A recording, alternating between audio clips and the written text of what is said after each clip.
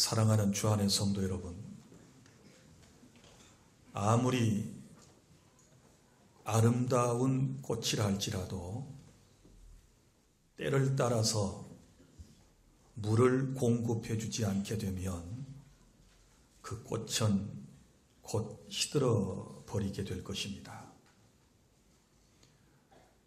저와 여러분이 아무리 좋은 환경에서 날마다 살아간다 할지라도 우리의 마음속에 감사를 하지 않는다면 그 인생은 병들게 될 것이고 얼마 되지 않아서 원망과 불평을 하다가 결국은 망하게 될 것입니다. 오늘 추수감사 주일 예배를 맞이하여 특별히 저와 여러분의 마음속에 감사를 회복하는 그런 시간이 될 수 있기를 바랍니다. 11월 한 달 내내 감사에 대한 설교를 하면서 제 자신이 깨닫는 바 참으로 크고 많습니다. 사실 생각해 보면 모든 것이 다 감사할 일들 뿐이고 정말 만입이 있어도 그 감사를 다 표현하지 못할 우리 인생이라고 하는 사실을 다시 한번 깨닫게 됩니다. 사랑하는 여러분, 감사에는 여러 가지 유형이 있다라는 사실을 여러분들에게 며칠 동안 말씀을 드렸습니다. 먼저는 우리가 기본적으로 물리적으로 일반적으로 하는 감사가 있다라는 말씀을 드렸는데 생각이 나실 것입니다.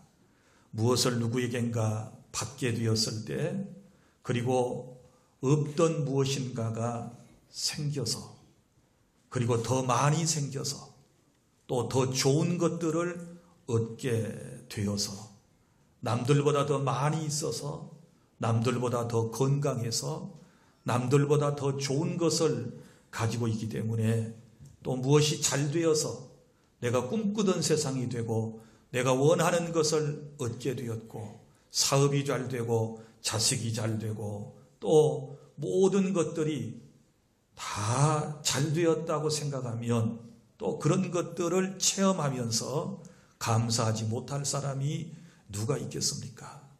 다 마땅히 이러한 일들에는 누구나 감사할 수가 있는 것이지요.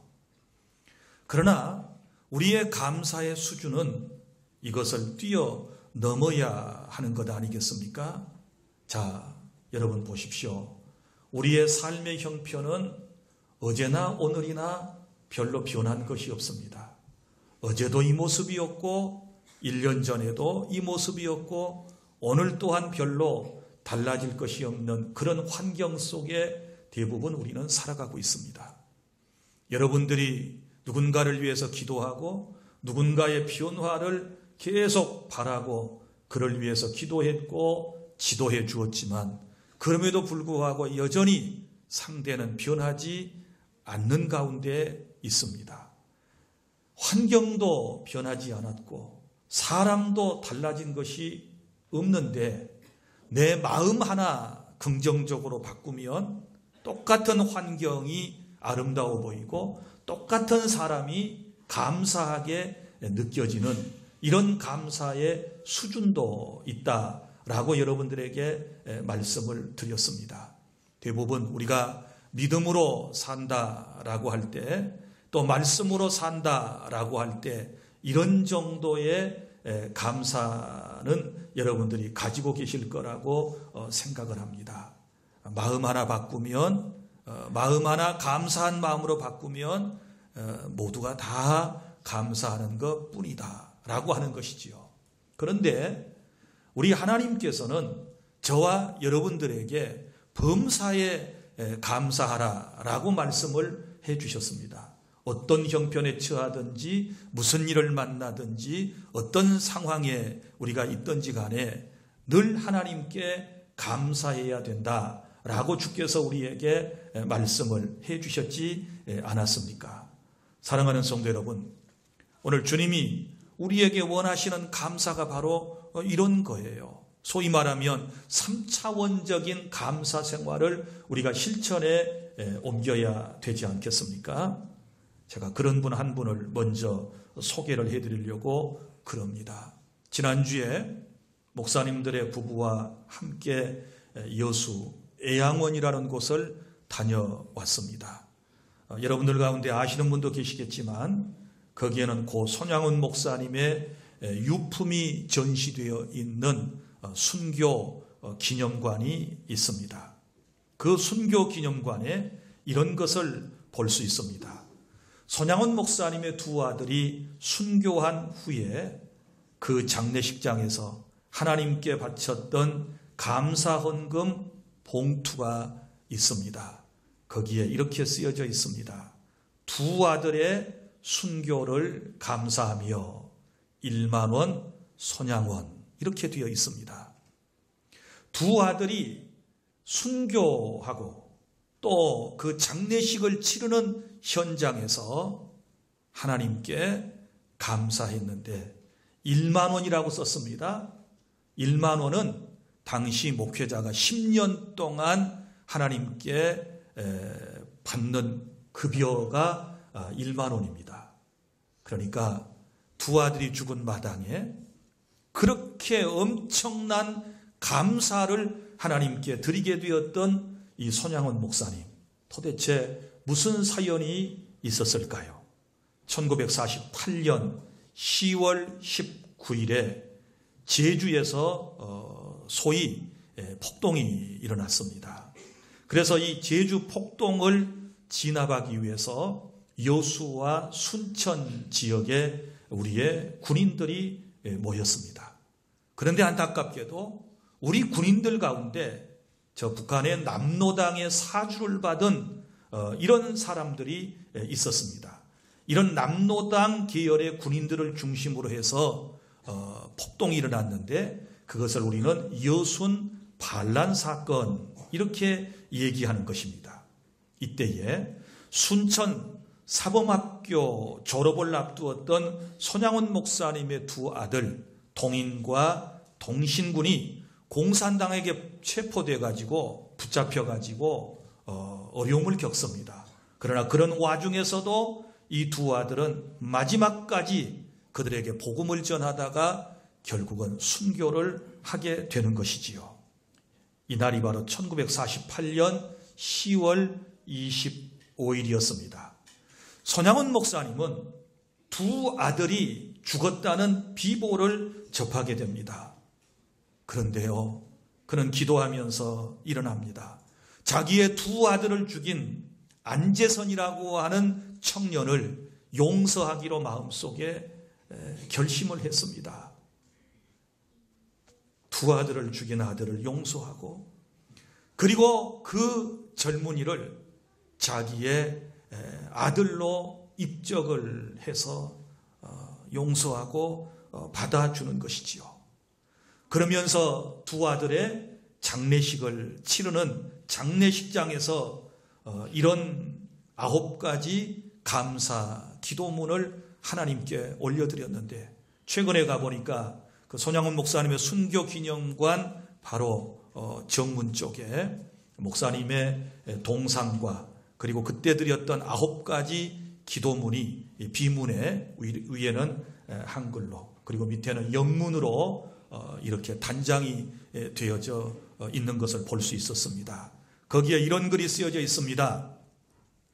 나 같은 죄인의 혈통에서 순교의 자식을 낳게 하시니 감사합니다. 허다한 많은 성도들 중에서 이런 보배를 나에게 주셨으니 감사합니다. 삼남 삼녀 중에서 가장 귀중한 장남과 차남을 바치게 하셨으니 감사합니다. 한 아들의 순교도 귀하거늘 하물며 두 아들이 순교했으니 감사합니다. 예수 믿고 와석종신에도 복이라 했는데 전도하다가 총살 순교 당했으니 감사합니다. 미국 가려고 준비했던 아들이 미국보다 더 좋은 천국에 갔으니 내 마음에 안심이 되어 감사합니다. 내 아들을 죽인 원수를 회개시켜 아들을 삼고자 하는 사랑의 마음을 주신 하나님께 감사합니다. 내 아들의 순교의 열매로서 무수한 천국의 열매가 생길 것을 믿으면서 하나님께 감사합니다. 역경 중에서도 하나님의 사랑을 깨닫게 하시고 이길 수 있는 믿음을 주신 하나님께 감사합니다 라고 하는 글이 새겨져 있습니다. 사랑하는 주 안의 성도 여러분, 두 아들이 죽었는데 어떻게 이런 감사가 가능할까요? 저와 여러분 같으면 감사할 수 있겠습니까? 여러분, 신앙의 힘이 아니면, 선하신 하나님을 신뢰하지 아니하면, 그분이 하신 일들을 인정하지 아니하면 이런 감사는 절대로 할 수가 없는 것입니다. 여러분, 하나님께서 저와 여러분에게 여러 가지 능력을 주셔서 살게 하시는데, 무엇보다 오늘 저와 여러분이 받아야 할 큰 은혜는 어떤 형편, 어떤 사정에서도 하나님께 감사할 수 있는 이런 능력을 저와 여러분이 꼭 받아야 될 줄 믿습니다. 사도 바울은 그런 능력을 받았지요. 비천에 처할 줄도 알고, 슬픔에 처할 줄도 알고, 역경에 처할 줄도 알면서 그가 결국 깨달았던 것은 내게 능력 주시는 자 안에서 내가 모든 것을 할 수 있다. 그 모든 것을 할 수 있다는 말은 나는 감사하며 살 수 있다라고 하는 감사의 능력을 자기의 마음속에 깨달은 것 아니겠습니까? 사랑하는 주 안의 성도 여러분, 오늘 추수감사절을 통해서 나는 여러분이 어떤 감사의 제목을 가지고 왔는지는 모르겠습니다. 또 오늘 감사절 예배를 드리면서도 마음속에 이렇게 생각하는 분들이 있을 수 있어요. 나는 아무리 생각해 봐도 목사님, 나 감사할 것이 없어. 나는 감사할 제목이 없어. 내가 건강을 위해서 기도했지만 더 나아지는 것도 없고, 내가 사업의 번창을 위해서 기도했지만 물질이 더 쌓여진 것도 없고, 내가 사람과 좋은 관계를 맺기 위해서 기도했지만 상대가 변한 것 같지도 않고, 내 남편도 내 아내도 달라진 것이 하나도 없고, 내 인생이 어제나 오늘이나 변화된 것이 하나도 없고, 오히려 짜증내야 되고 투덜거릴 일밖에 없는데 내가 무엇을 감사할 수 있단 말이요? 라고 저에게 항변할 사람들이 있는지도 모르겠습니다. 그러나 사랑하는 성도 여러분, 오늘 주님이 우리에게 주신 말씀을 통해서 우리는 이런 일상적인 어떤 감사의 제목들보다도 오늘 주님이 우리에게 이렇게 말씀을 하셨습니다. 우리가 항상 마땅히 하나님께 감사할 것이 있다 라고 하는 말씀입니다. 자, 우리는 누구입니까? 구원받은 우리입니다. 오늘 이 자리에 나와서 말씀을 듣고 있는 우리입니다. 자, 항상이라고 그랬습니다. 항상, 언제나 우리가 감사하며 살아야 할 제목을 말씀을 해주시는데, 여기 마땅히라고 하는 말이 13절에 나옵니다. 마땅히라고 하는 말은 마땅히 감사할 것은 그랬는데, 이것은 선택사항이 아니고 의무조항입니다. 지금 여기서 말씀하는, 제가 지금 여러분에게 말씀을 드리고자 하는 것은 여러분이 선택해서 감사할 것이 아니고 마땅히 구원받은 성도로서 지금 이 시간부터 우리가 진정으로 감사해야 할 제목들을 말씀을 하고 있는 것입니다. 여러분 기억하세요. 예수 믿는 사람들에게 감사는 선택조항이 아니에요. 기분이 좋을 때만 감사하는 게 아니에요. 내가 하는 일이 잘 되고 내가 복되다라고 생각해서만 감사하는 것이 아니에요. 우리는 하나님의 은혜로 살아가는 사람들이고 하나님의 보살핌 가운데 여기까지 왔고 또 앞으로도 그렇게 살아갈 사람들입니다. 그러면 오늘 우리가 마땅히 하나님께 감사할 제목들이 뭔가? 4가지를 여러분들에게 말씀을 드리겠습니다. 첫째는 하나님께서 나를 구원받을 사람으로 선택해 주신 은혜에 대하여 감사하시기를 바랍니다. 오늘 13절 이렇게 말씀합니다. 마땅히 하나님께 감사할 것은 하나님이 처음부터 너희를 택하사. 처음부터 너희를 택하셨다라고 하는 말은 무슨 의미가 있을까요? 하나님께서 우리를 구원해 주시기 위해서 창세전에 우리를 선택하셨다라고 에베소서 1장 4절에 말씀을 하고 있습니다. 이 세상을 만드시기 전에 하나님은 우리를 사랑하셔서 그때부터 우리를 구원하기로 선택해 주셨다. 이거 생각만 해도 놀라운 하나님의 은혜인 것을 깨달을 수 있기를 바랍니다. 로마서 8장 30절 이렇게 말합니다. 미리 정하신 자를 부르셨다. 미리 정하셨다는 말은 다시 말하지만 하나님께서 우리를 구원하시기로 창세전에 선택하신 사람을 주님께서 불러주셨다라고 하는 말씀이고, 이것을 이사야 선지자는 일찍 깨달았습니다. 이사야 43장 1절부터 3절에 주님께서는 이렇게 말씀하셨습니다. 내가 너를 지명하여 불렀나니 너는 내 것이다.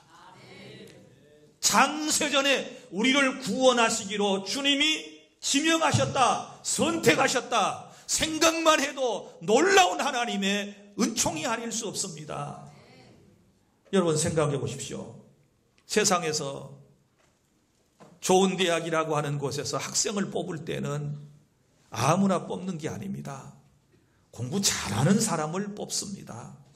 직장에서 사원을 뽑을 때, 회사에서 사원을 뽑을 때 아무나 뽑지 않습니다. 실력 있는 사람을 뽑습니다. 능력이 있는 사람을 뽑습니다. 예의가 바른 사람을 뽑습니다. 뭔가 남들보다 더 뛰어나서, 그리고 회사를 살려내고 회사를 크게 부흥시키고 발전시킬 회사에 뭔가 이바지할 수 있는 이런 사람을 뽑아내지 않습니까? 우리가 혼인을 할 때 한 배우자를 선택할 때도 마찬가지입니다. 아무나 선택합니까? 잘난 사람 선택하지 않습니까? 생활력이 강한 사람 선택하지 않습니까? 인간성이 좋으면서도 리더십이 있는 사람을 선택하지 않습니까? 이것이 사람의 선택의 기준이에요. 그런데 웬일인지, 웬 은혜인지 우리 하나님께서는 내가 세상에 태어나기도 전에 나를 주님께서 하나님의 백성으로 구원받을 사람으로 선택하셨다. 아무리 생각해도 은혜 중에 은혜인 줄로 믿고 감사하실 수 있기를 바랍니다. 그래요. 사람은 내게 스펙이 없다고, 학력이 없다고, 실력이 없다고, 능력이 없다고 나를 뽑지 않을 수 있어요. 그렇지 않습니까?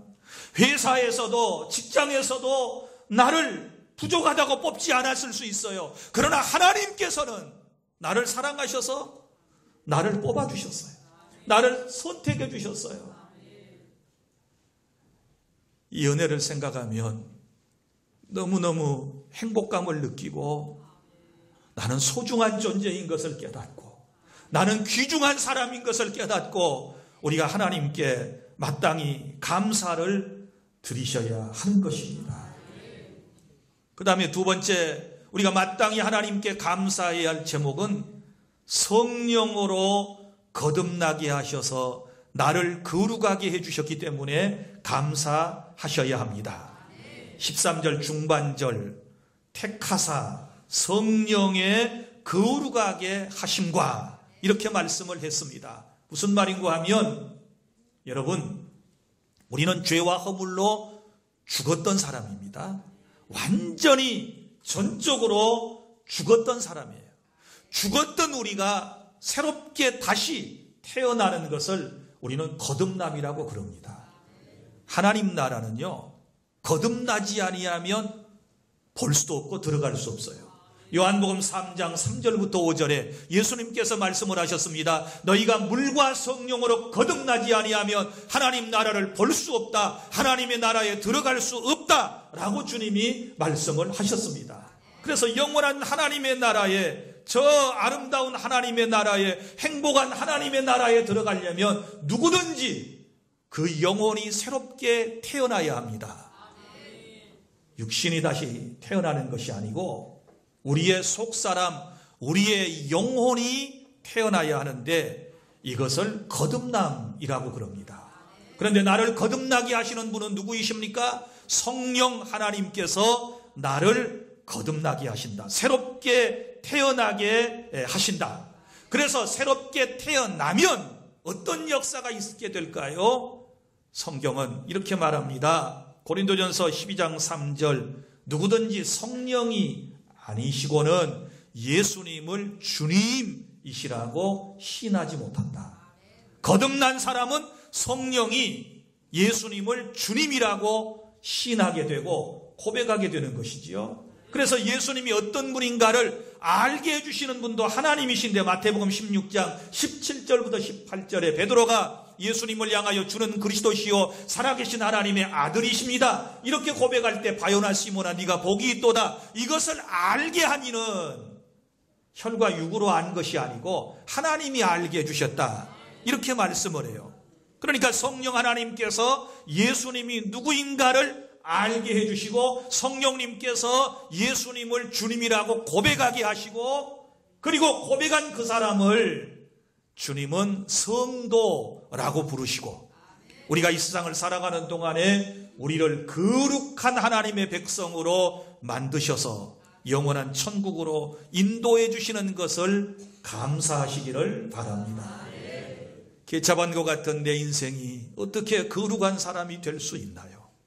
어떻게 거룩한 하나님 나라 백성이 될 수 있나요? 성령님의 역사 없이는 그 어떤 인생도 근본적으로 변화될 수 없어요. 여러분, 신앙생활은 우리 도덕적 수양이 아닙니다. 윤리적인 훈련이 아닙니다. 근본적으로 우리의 속사람이, 우리의 영혼이 거듭나서 하나님의 은혜를 힘입어서 날마다 말씀과 기도로 거룩해져 가는 삶을 성도의 삶이라고 그러는 것입니다. 물론 우리 가운데 어떤 사람은 더 거룩한 사람이 있고 어떤 사람은 덜 거룩한 사람이 있습니다. 그러나 근본적인 것은 거듭났다라고 하는 것은 새로운 생명을 잉태한 것이고, 이제 점점 말씀과 기도로 더 거룩한 하나님의 백성으로 만들어져 가서 궁극적으로는 그리스도의 성품을 담게 될 것이고, 우리가 영원한 하나님의 나라에 가면 완전한 성화를 거기에서 이루게 될 줄로 믿으시기를 바랍니다. 이게 성령님 하나님의 놀라운 은혜인 줄로 알고 감사하시기를 바랍니다. 예수 믿고 요만큼 변한 것도 생각하면 너무너무 감사하잖아요. 여러분, 틀림없이 변하셨어요.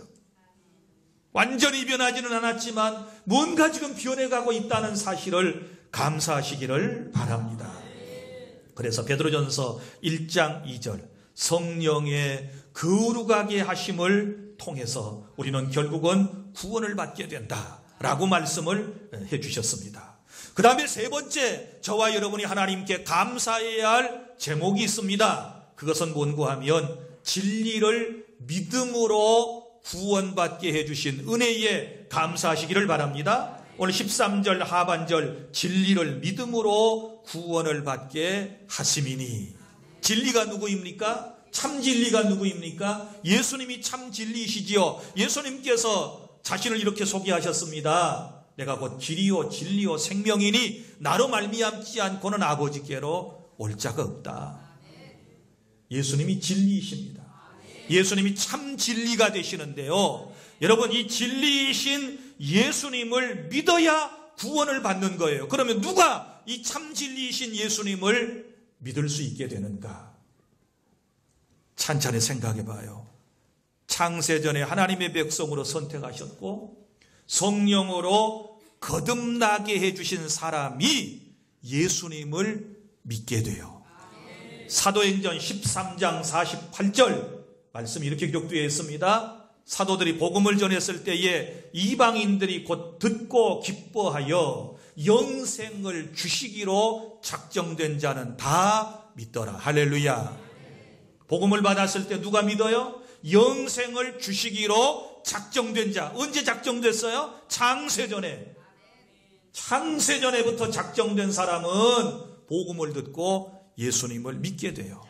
오늘 저와 여러분이 예수님을 믿고 이 자리에 있게 된 것은 하나님의 절대적인 은혜인데, 예수를 믿는다라고 하는 것은, 믿음은 하나님의 은혜예요. 은혜. 하나님이 우리에게 은혜를 주실 때 예수가 누군 줄을 알게 되고 그분을 믿게 되고 그분을 고백하는 이런 아름다운 역사가 있게 될 줄로 믿습니다. 누구나 다 믿어지나요? 아니에요.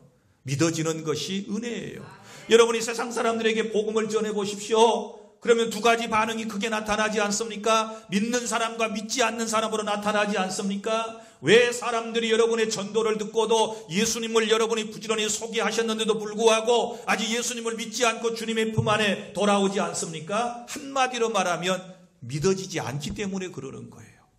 하나님이 어떤 분이고 예수가 누군 줄을 믿는다면, 그리고 사후에 지옥과 천국이 분명히 있다는 사실을 믿는다면, 하나님이 살아계심을 믿는다면 누가 예수를 믿지 않겠습니까? 다 예수를 믿을 거예요. 그런데 이게 안 믿어져요. 어디에? 마음에 믿어지지 않기 때문에 주님 앞에 나오지를 못하는 거예요. 그런데 웬일인지 웬 은혜인지 여러분들은 복음을 받고, 어떤 사람은 순간적으로 마음속에 예수님을 믿는 사람도 있고, 어떤 사람은 찬찬히 마음이 변화되어서 예수님을 구세주로 영접한 사람도 있고, 오늘 이 자리에 나오신 여러분들은 모두가 다 예수님을 구주로 믿고 하나님이 살아계심을 믿기 때문에 이 자리에서 예배하는데, 이 믿어지는 것이 하나님의 크신 은혜라는 사실을 깨달을 수 있기를 바랍니다.